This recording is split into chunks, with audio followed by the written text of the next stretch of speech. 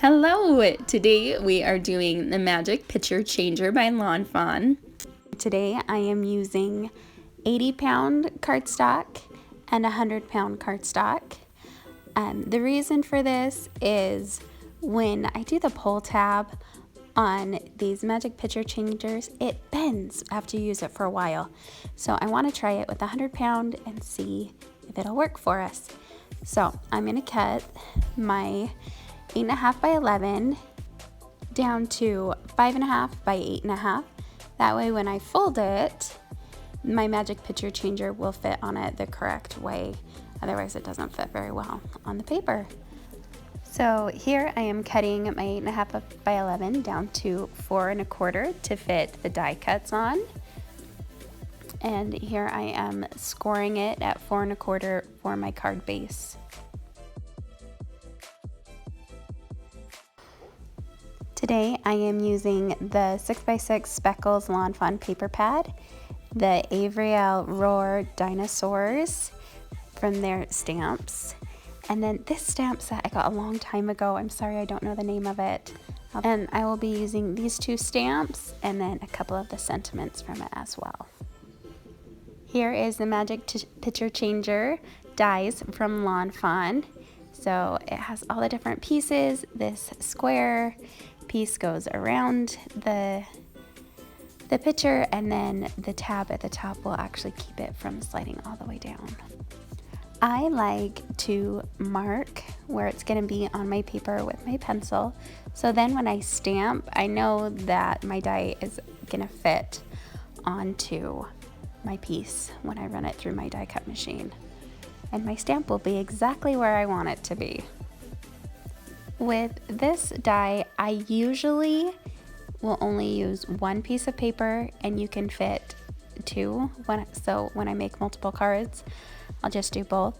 But because we're using the 80-pound and the 100-pound cardstock, I just did one per each page, which actually is good for me because, as you'll see later on in the video, I messed up with my Copic coloring and I had to do a different one. So this is my Misti, and I absolutely love it. It makes it so easy to do all of my stamping, and I can get things exactly where I want them to be first try. Like, I don't have to stamp and then be like, oh crap, that was wrong. So I can lay everything out, and if I don't get enough ink, I can re-stamp it. So with those fine lines, I just kind of tap it with my Gina black ink pad, and I just kind of rub it on, and you can see where my sun didn't come out all the way. So I just tap it lightly to make sure those fine lines aren't going to get smushed out, and there I've got it. My stamp worked out just like I wanted it to. So I just hurry quick and get all my stamping done. I added a sentiment here. It says cheer up, and I had kids in here with me.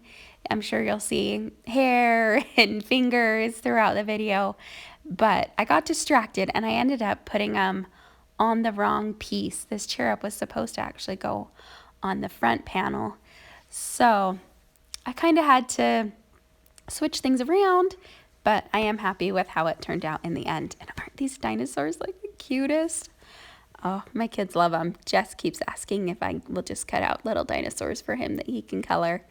And so this makes it easy because I can just stamp a whole bunch, just replace the white paper, and the Misti makes it so slick.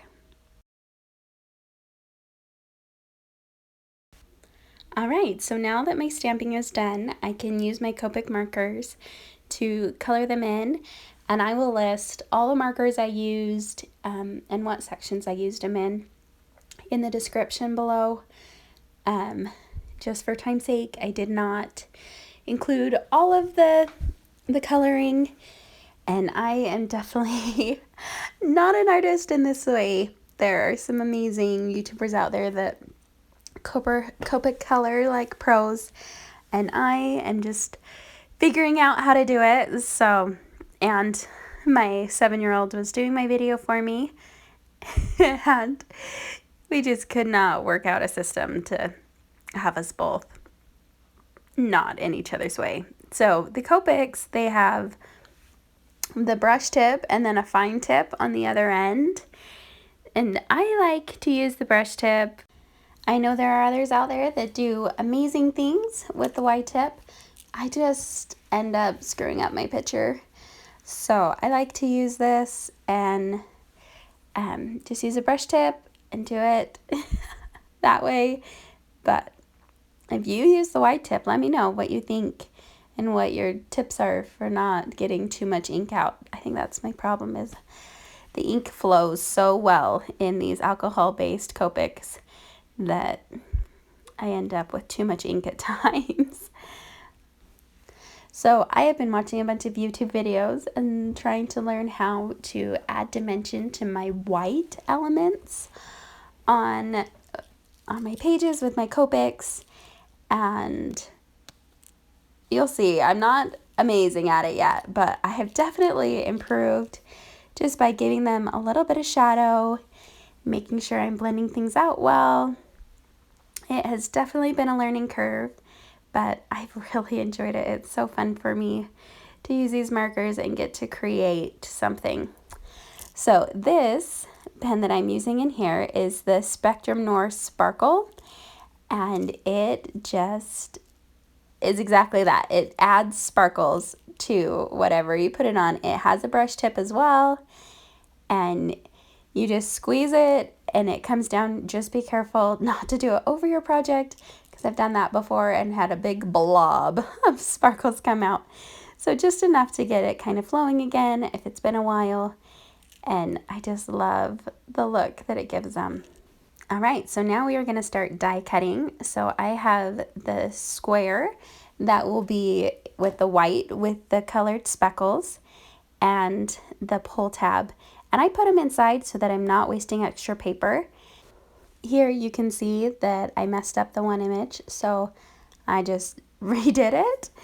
And this will be the inside of our magic picture changer, and this will be the outside, or the front, I guess I could say. Just make sure that you get everything cut out well before you remove your tape, so that if you do need to run it through your die cut again, you're okay. Here I'm lining it up with my pencil marks, just making sure it's exactly where I want it to be. Here I am stamping the word hello, just because I did mix up what was inside and what was the front of my panel. And then on my dinosaur, I stamped the word Rawr, and I laid down my little square so that I could see exactly where I needed to place my stamps, and then underneath it says, "That means I love you." I love that I can place it, remove my square, and then put my stamps on exactly where I want them to be, and I don't have to guess. I love the Misti. Okay, now that I am done with the stamping, I am going to go along the score lines, fold it in half, and then start folding in these little score lines on each side. It definitely takes a little bit of work to get the score lines in where they're supposed to be. The other videos I've watched, they just do it so easy, but it takes me a little bit of time to get them straight on where they're supposed to be. And you want to do it as close to the actual score line as possible, because it is going to be the track that your inside piece runs along as it slides up and down, and you need enough space for it without being in the way. So now I'm going to use my eraser and just erase all those pencil lines on all the different pieces of my cards. I just use an old pink eraser. Those things are so great. But just make sure that I get it all off so that when I give this card, no one's going to see the pencil lines. All right, once all my pencil lines are erased, I will use my 1/8 inch scrappy tape from scrapbookpal.com and just run that along that inside track. And I like to push it down with my bone folder just to make sure it's on nice and tight. and I don't have to worry about it lifting back up. So I run that along both sides on the inside, and then I will pull it off and make it stay down, and then we will put the inside piece in and make sure that it fits correctly and that I didn't mess anything up too badly. Again, I use my bone folder to just make sure everything is down nice and tight and exactly where it's supposed to be. So now I have my inside pieces in, and I just slowly, you just interlock each one. The top one slides in to the bottom one, and you just slowly kind of interlock each piece. It's kind of hard to explain, but you can see kind of how it works. They just slide together. I like to put some anti-static powder in between, and that way it gets it moving really smoothly. This one is the 100-pound, so it does take a little bit more effort to get that one through, and it was way harder to fold. So now that I know it's lined up in the track, it works well, I'm going to use that 1/8 scrappy tape again to hold down each side, and then you finish by just folding it off. And there we have it. And I use this anti-static powder to make sure anything, like any of that tape that stuck out from the sides, it makes it so it's not sticky anymore, and just get it to go real smoothly. I love how that one turned out, even though it was backwards. Same thing with this one. I just make sure that it can move and that I haven't taped anything down that shouldn't be. Now's the time to put the tape on my frames. I'm using that 1/8 tape again, and I'm going on the very outside of these frames. If you put your tape on the inside of the frame, then it will be touching the part of the mechanism that actually is supposed to be moving, and then you'll have issues. So make sure it's as far out as you can get it.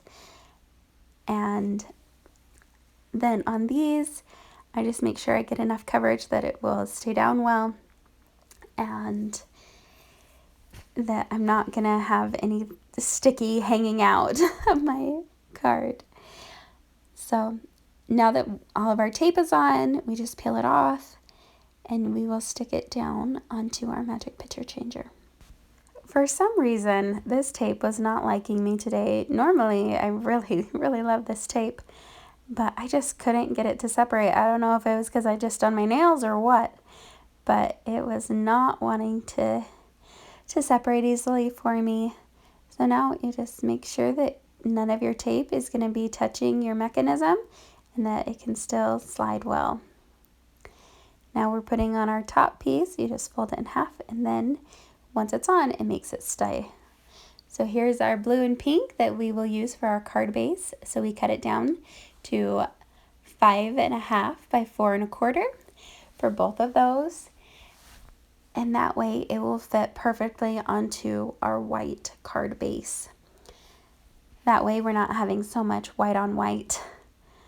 So just double checking that they will fit, and I didn't mess something up.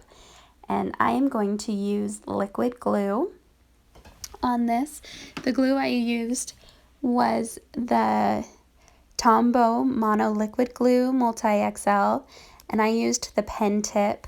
This way I can get my glue on and then kind of move it around to make sure that it is fitting correctly onto my card base.